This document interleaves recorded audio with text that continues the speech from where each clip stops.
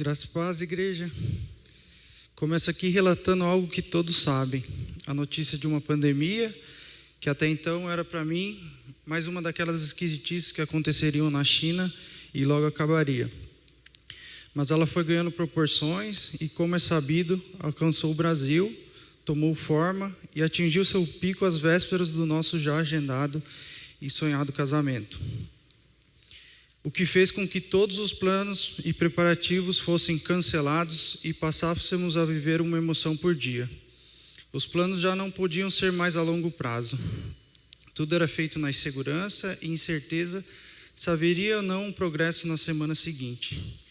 Conformados e conscientes de que o plano do Senhor para o nosso casamento transgredia qualquer crise mundial, estávamos certos de que, seja naquilo que planejamos ou não, iríamos manter a data do casamento.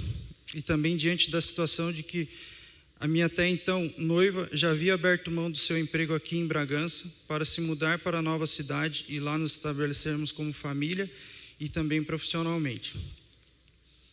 Já aceitando o fato da mudança de cidade, eu e a Marcela havíamos, junto a irmãos, visitado e pesquisado sobre muitas igrejas lá, mas não tinham paz e nem boas recomendações de nenhuma delas. Foi aí que, junto com amigos e padrinhos, começamos a orar para que Deus preparasse uma igreja bíblica pela qual pudéssemos nos estabelecer como família e ali juntos edificar o nosso lar. Por outro lado, profissionalmente, eu estava vivendo aquilo que todos que viam de fora chamavam de sucesso profissional. Mas não. Apesar de todo o glamour de uma empresa renomada, um cargo de gestor e todo o ego que meu emprego firmava, interiormente eu estava sendo testado em caráter e principalmente sendo exigido a uma rotina / expediente que não caberia na minha vida posterior de marido.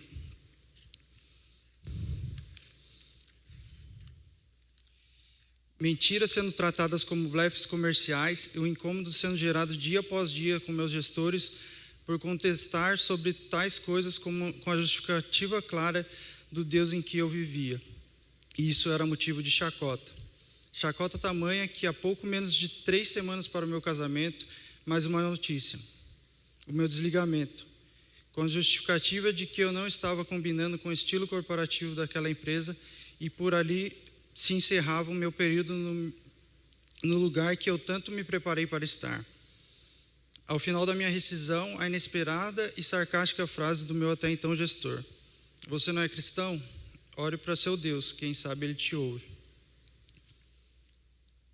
Foi inevitável, uma tristeza sobreveio sobre a mim e a minha até então noiva. Tirei um dia inteiro para chorar, pois eu precisava chorar naquele momento. Orações, conselhos, horas e horas com padrinhos foram fundamentais para que eu continuasse firmado na promessa de um Deus que tudo coopera para o bem daqueles que o amam, dos que foram chamados de acordo com o seu propósito. Romanos 8:28.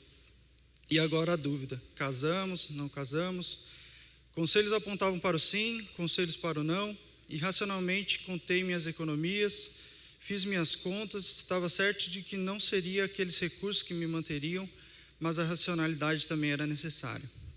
E com minhas reservas conseguiria arcar com pouco mais de 5 meses das minhas despesas, o que me daria um tempo para me recolocar no mercado de trabalho. E debaixo de muita oração e um forjar gigantesco do nosso Deus, decidimos manter nossa decisão, pois sabíamos que Ele iria prover. E também pensávamos: e se tudo isso tivesse acontecido 2 semanas após o casamento, voltaríamos cada um para a casa de sua mãe até a crise passar? Certamente que não. Então, desde já, vamos confiar num Deus provedor e que cuida e cuidará de nós. E assim fizemos, com pandemia, desempregado e rodeado de incertezas. No quintal da casa de um dos nossos padrinhos, somente nós e nossos pais casamos. Foi fácil? Jamais. Mas foi a melhor escola que Deus poderia nos dar, em saber que não seriam os recursos que nos sustentariam, que os planos não são nossos, que sonhamos, mas quem realiza é Ele.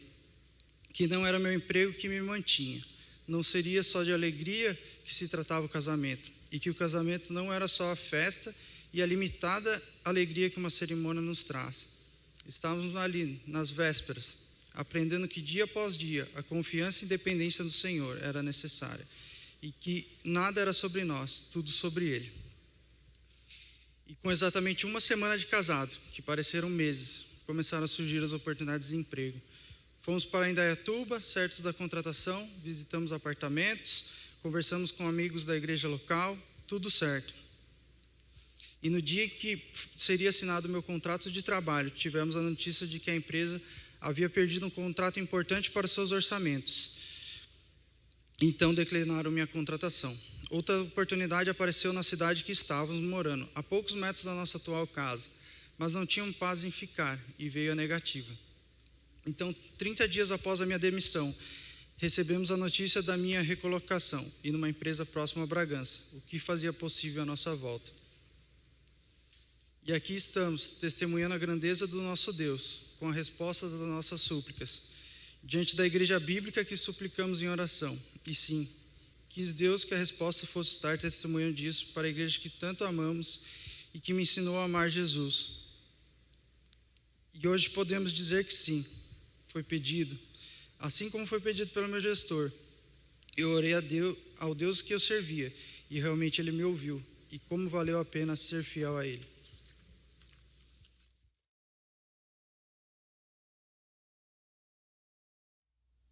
Bom dia, igreja, irmãos, pastores, amigos que nos visitam. Graça e paz.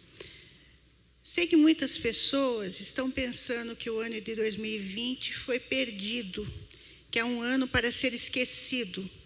Há aqueles que nem comemoraram seus aniversários, pularam o ano. Eu até posso entender os que pensam assim, mas não concordo, principalmente aquele que ama Jesus, que anda com Jesus, porque eu estava no começo da pandemia meio assustada e olhando tudo com uma lente diferente, uma lente que falava: Deus está tentando trazer aquele que não crê, dando um chacoalhão, como a gente usa, no ímpio. Até que eu, assistindo um culto pela internet, o pastor disse assim: irmãos, o que nos mata não é o coronavírus, o que nos mata é o pecado. E aquilo me pôs óculos novos no meu rosto. E eu comecei a falar: não é para o ímpio, é para mim. Como que eu vou viver? O que eu posso fazer? Como eu posso viver essa pandemia? E Deus começou a trabalhar em mim, a abençoar a minha vida, mostrar coisas maravilhosas que até então eu tinha esquecido um pouco, porque a gente esquece, né? Não porque esse ano foi maravilhoso. Quem anda comigo de perto sabe das lutas que eu tenho enfrentado. Mas Deus, Ele transforma, como José do Egito falou, o mal em bem, né? E nós precisamos agradecer e reconhecer isso. E lá em Romanos 8, 28, como o Naka já falou, todas as coisas cooperam para aqueles que amam a Deus. E quem ama a Deus pode ter certeza que essa pandemia, os efeitos dela, as consequências delas estão cooperando com aqueles que amam a Deus. Isso é fato, é fato. Quem não pensou nisso ainda, pense, é fato. Deus não perdeu o controle, Ele está fazendo algo maravilhoso, majestoso, grandioso, que de outra forma não seria possível. Mas eu quero compartilhar com a igreja o que Deus fez na minha vida também neste ano, pelas bênçãos que Ele me deu, né? Eu comecei na pandemia a orar a oração que Salomão fez quando ele terminou o templo. Eu orei 20 dias, clamava para o Senhor que fizesse a sua obra nas vidas dos não crentes, que houvesse um despertamento, uma conversão em massa. Mas à medida que o tempo passava, Deus ia mostrando a sua bondade e fui mudando, como eu já falei, a forma de pensar. e sabendo que Deus agia com amor e bondade imensuráveis. Eu continuei orando, mas com orações basicamente de gratidão. Não pedi nada para Deus. Em primeiro lugar, por aquilo que o Senhor fez na minha vida, no meu coração, a transformação que eu senti, como eu já narrei para vocês, por ter feito com que eu me aproximasse mais ainda dele, pela paz, a fé, a esperança e a certeza de que ele estava e está no controle de todas as coisas em todo o mundo. E isso é maravilhoso demais, pois nos dá ânimo para continuarmos a caminhada com a certeza da vitória nele. Eu tenho agradecido ao Senhor pela fé que ele tem me dado, porque é dom de Deus, não vem de nós. Sou muito grata e agradeço também porque nenhum membro da minha família foi contaminado pelo coronavírus, graças a Deus por isso. Meus pais, ele com 85, a minha mãe com 81 anos, estão isolados, mas muito bem, passando tranquilos pela fase de isolamento. Estive com eles 2 ou 3 vezes a partir do mês de setembro e percebo que estão alegres, com a medicação e refeições em dia, principalmente com saúde. Meus filhos estão com saúde, com seus trabalhos, minhas noras, netos, irmãos, sobrinhos, todos bens. Tudo isso é muito gratificante. Outro motivo de gratidão é porque é por mais um neto que o Senhor deu a mim. Felipe e Esther, casados há quase 10 anos, nunca conseguiram engravidar. Mas no mês de maio deste ano, o Senhor os presenteou e o bebê, mais o menino, nascerá no final de janeiro. Provavelmente, lá pelo dia 30, 31 de janeiro, quem me acompanha vai ligar a data, né? Graças a Deus por isso. Quero agradecer também as pessoas que foram até minha casa cantar na minha calçada no dia do meu aniversário.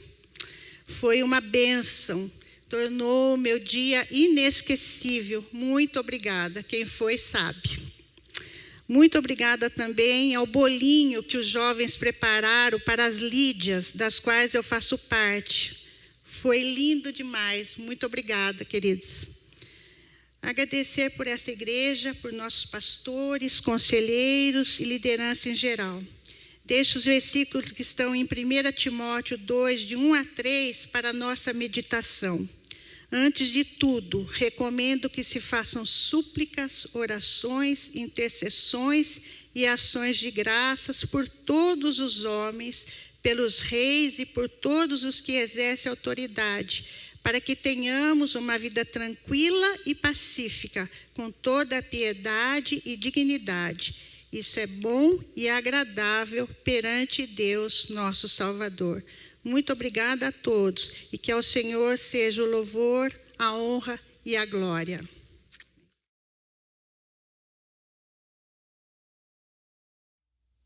Bom dia, igreja. Estou tremendo.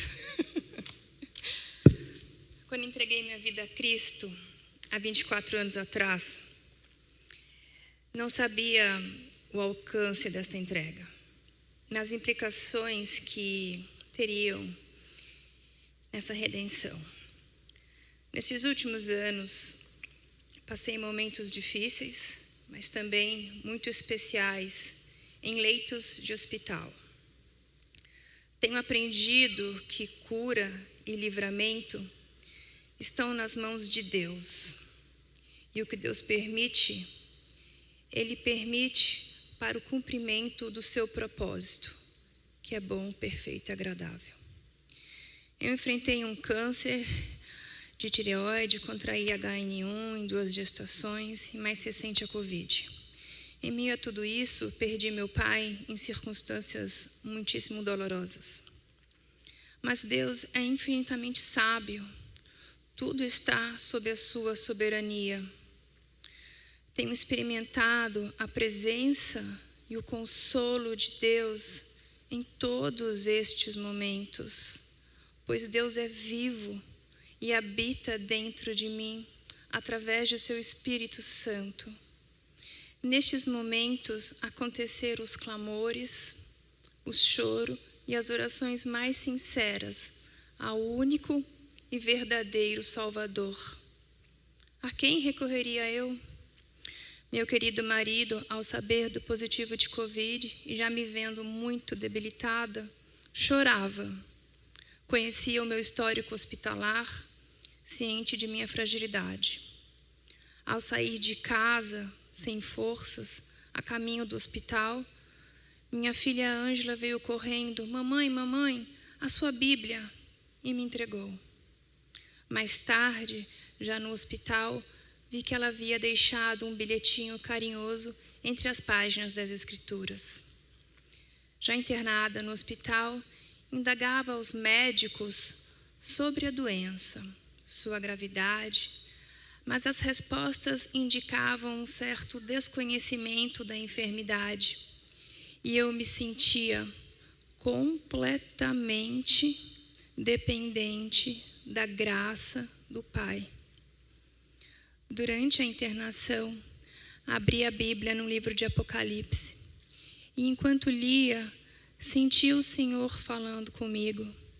Me sentia feliz naquele momento. Percebia o Senhor me fortalecendo, me enchendo de esperança. Sim, no andar de isolamento da Covid de uma UTI, pude ver, ouvir e sentir vividamente a presença de Deus. Amém. A sua palavra se fazia absolutamente audível ao meu coração. Verdadeiramente, a palavra do homem, a glória do homem, é conhecer a Deus. O fôlego de vida que eu precisava e que eu preciso é Jesus. Hoje, me alegro em estar aqui com vocês e com minha família. Agradeço à igreja por esses 24 anos de congregação, ao meu pastor que tem me acompanhado, Jesser, por todos esses anos, e pela graça em poder apresentar este meu Senhor Jesus às minhas filhas. Gostaria de terminar citando o livro de Apocalipse, capítulo 7, versículo 12. Amém. Louvor e glória, sabedoria, ação de graças sejam ao nosso Deus para todo sempre. Amém.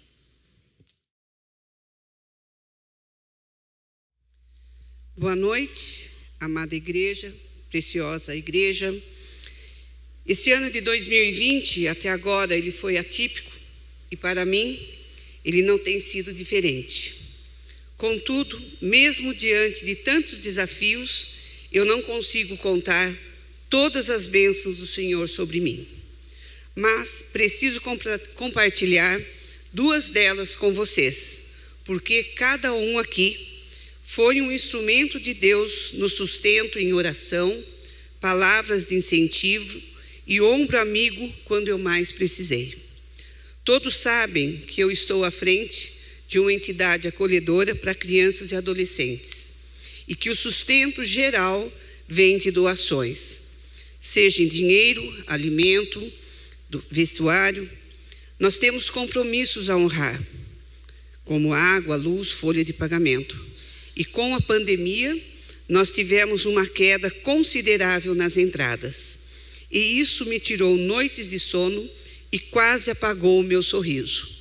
Mas Deus, na sua maravilhosa graça, sempre providenciou irmãos queridos que, pelo simples ato de amor, ao me perguntar como estavam as coisas no SAMA, ou dizer que estavam orando pelo SAMA, por mim, já me devolviam o sorriso e me fortaleciam. Minha gratidão aos irmãos que nos indicam aos seus amigos para que contribuam com a entidade, que participam de todos os eventos e que oram pelos acolhidos. Até agora, nada faltou e nenhum compromisso deixou de ser honrado.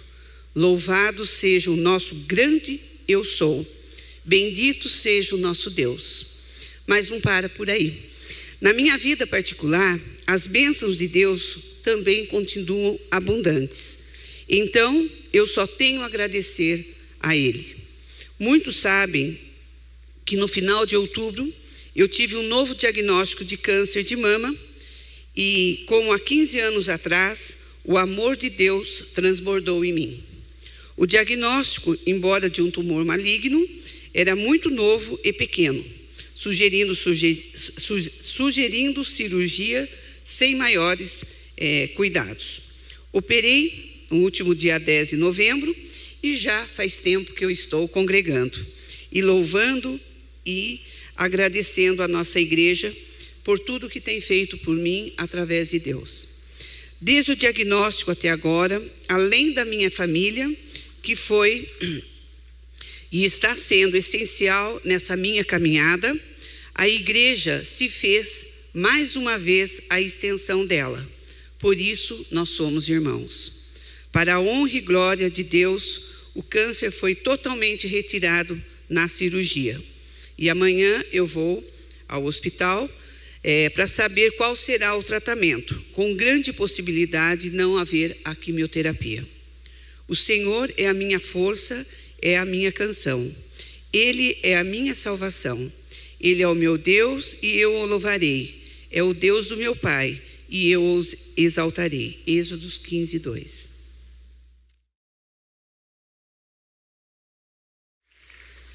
Eu vou ler o testemunho da irmã Marisa Camargo. Segunda-feira ela passou por cirurgia, então ela não pode estar presente. Lembre dela nas suas orações por sua recuperação. Boa noite, amada igreja. Graça e paz de nosso Senhor e Salvador Jesus Cristo. Agradeço a Deus por ter nos sustentado até aqui.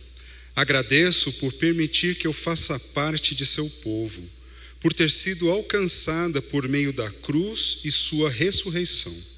Agradeço a essa amada igreja onde pude aprender mais da palavra de Deus e conhecê-lo. Agradeço ao convívio com os irmãos, no qual a cada dia posso ser afiada, moldada e transformada, sendo membro deste corpo de Cristo. Pela companhia do Espírito Santo de Deus que me ajuda até que Jesus Cristo volte.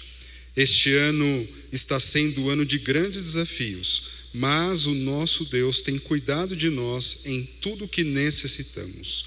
Quero dizer, te amo, ó Senhor, rocha minha, meu resgatador e redentor, preciso de ti para todo o sempre. Com muita gratidão e louvor ao nosso Deus, que é fiel. Amém. Boa noite, igreja. Sempre temos o que agradecer, mas também sempre deixamos de agradecer como deveríamos. Eu mesma penso em vir aqui todo ano, mas aí eu deixo a vergonha falar mais alto e passa. Mas creio que não vim antes porque Deus precisava tratar no meu coração primeiro. Há uns 2 anos, tenho buscado mais intensamente aprender a me contentar com aquilo que o Senhor fez e tem feito na minha vida, na minha história. É uma luta, não é fácil, mais fácil é reclamar do que agradecer. Mas então, esse ano veio a pandemia, algo que fugiu totalmente dos meus planos, mas eu sei que não fugiu dos planos de Deus. Ele não foi pego de surpresa, mas com tudo isso, eu pude descobrir o quanto descontente e ingrata eu era. Mesmo buscando aprender sobre contentamento, sobre gratidão, no fundo, o meu coração enganoso me levava à murmuração e à reclamação. O nosso desejo sempre foi de ter um segundo filho. Planejamos como todo casal, mas não aconteceu como eu queria. E o fato de não ter acontecido, o fato de não ter o que eu tanto desejei e planejei, com o tempo foi criando em mim um coração orgulhoso, ingrato e descontente. E esse descontentamento me levou a questionar a bondade e o amor de Deus por mim.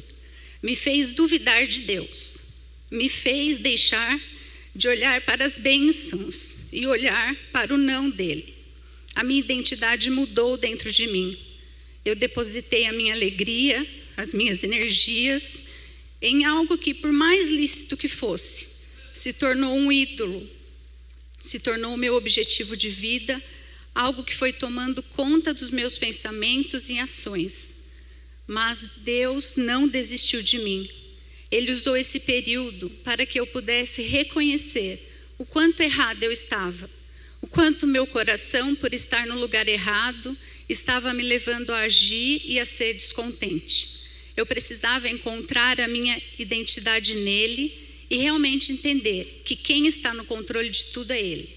Eu precisava deixar ele escrever a minha história e guiar a minha vida.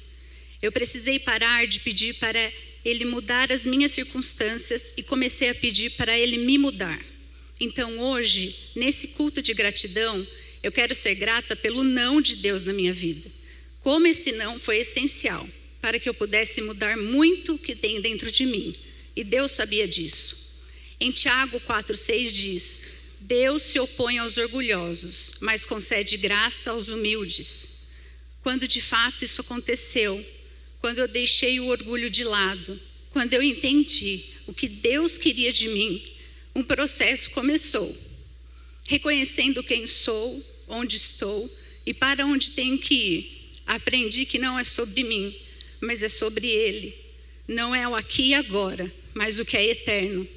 O que eu preciso fazer é colocá-lo no centro do meu coração. Eu preciso do Evangelho na minha vida diária. Preciso conhecer quem Deus é, o seu caráter, e então eu consigo parar de lutar e aceito o que Ele tem para mim. Porque muitas vezes, no fundo, eu queria estar no controle. Eu queria dizer a Deus o que fazer de acordo com os planos que eu fiz para mim. Eu não queria esperar. Mas eu aprendi e tenho aprendido que a espera é um instrumento de Deus.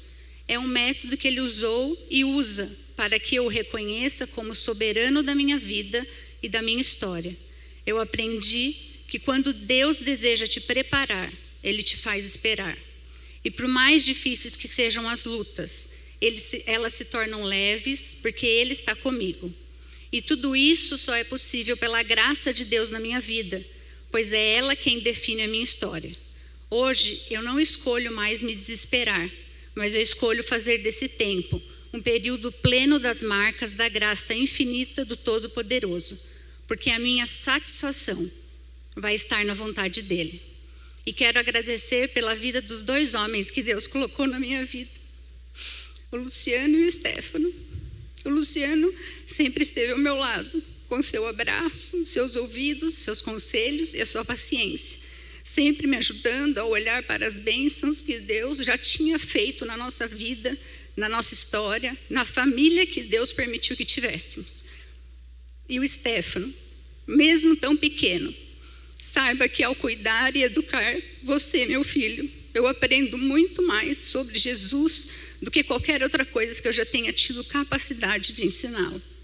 E eu termino com Isaías 40:31, que diz: mas aqueles que esperam no Senhor renovam as suas forças, voam bem alto como águias, correm e não ficam exaustos, andam e não se cansam.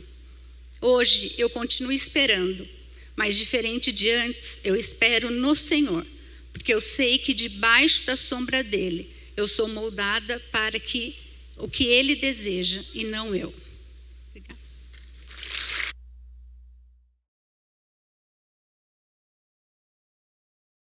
Boa noite, igreja. A paz do Senhor a todos. Em janeiro desse ano passei por uma ressonância magnética de próstata para verificar alguns sintomas. O resultado indicou para que eu fizesse uma biópsia da próstata. O exame foi realizado e constatado câncer em mais de 80% das 27 amostras coletadas no exame. Uma notícia dessas é recebida com muita tristeza e insegurança na nossa vida. Parece que tudo vai desmoronar na nossa volta. E minha esposa e minhas filhas, sempre fortes, me disseram várias vezes: vai dar certo. O Senhor Deus estará com você em todos os momentos e nós também. A graça de Deus foi derramada mais uma vez em minha vida e fomos direcionados a um hospital em São Paulo que nunca ouvimos falar, e muito menos o especialista urologista que não me atendeu. Era fevereiro e eu me lembro que a ida a São Paulo foi difícil, Chovia por muitas horas e a cidade estava alagada. O que de pior podia acontecer é não ser atendido pelo médico, coisa que não aconteceu. E fomos recebidos com quase 2 horas de atraso por um médico que não conhecíamos, mas o Senhor é bom em todo o tempo. Uma cintilografia óssea foi solicitada e um PET-CT scan também. Graça recebida mais uma vez e os resultados indicaram negativo para metástase. Os próximos passos seriam a aplicação do hormônio bloqueador e um procedimento cirúrgico. Cirurgia marcada para 7 de abril e a pandemia causando estrago na vida de muita gente. Saímos cedo no dia 7 com destino ao hospital e mesmo antes de pegarmos a rodovia Fernão Dias, o celular toca. Normalmente não atendo números estranhos, mas naquele momento atendi a ligação e era o médico, me convencendo a não vir porque a Covid-19 era perigosa e que poderíamos fazer o procedimento em outro dia, o que não traria riscos para a minha saúde. Mais uma vez a graça de Deus sendo derramada em minha vida. Penso que o hospital poderia ligar para cancelar o procedimento, mas não foi o hospital, foi o médico a me convencer. Cirurgia feita no mês de junho, em meio à pandemia, mas bem sucedida, e hormônio bloqueador aplicado na esperança de diminuir o tamanho da região doente. Sempre muito bem tratado por todos onde eu passava. Graça recebida em todo o tempo. O próximo passo seriam 38 aplicações de radioterapia feitas diariamente no hospital. Vamos em frente. E eu insistia que poderia ir e voltar de São Paulo todos os dias. Mas o Senhor Deus tinha outros planos para o meu conforto. Fomos agraciados com o uso de um apartamento oferecido por pessoas tocadas por Deus. Um apartamento muito confortável, completo e próximo do hospital. No máximo 30 minutos para chegar lá. As aplicações começaram em 20 de outubro. Eu nada sentia cada dia, apenas um desconforto, porque deveria tomar muita água antes da aplicação. Até num dos telefonemas do pastor Antônio Alberto, eu disse que não sentia nada, que estava bem. E ele me disse, podemos pedir para que você sinta alguma coisa. Ele sempre bem-humorado e disposto a orar pela gente. Grato por tudo, pastor Alberto. Na primeira consulta com a médica responsável pelas aplicações da radioterapia, recebemos a notícia de que os planos tinham mudado. Não seriam 38 aplicações, e sim 20 aplicações, totalizando a mesma carga de radiação. Outra vez, o Senhor dizendo que eu estava no controle e que eu não tinha que me preocupar. Algumas vezes a gente fica triste com a situação, mas rapidamente Deus movimenta e prova o seu amor. As aplicações terminaram em 17 de novembro. Agora, somente em janeiro, uma nova consulta de controle. Eu gostaria de poder estar falando a todos na igreja presencialmente, mas alguns sintomas pós-radioterapia estão fortes e incomodam. Por isso estou gravando e testemunhando que o nosso Deus se preocupa com todos nós.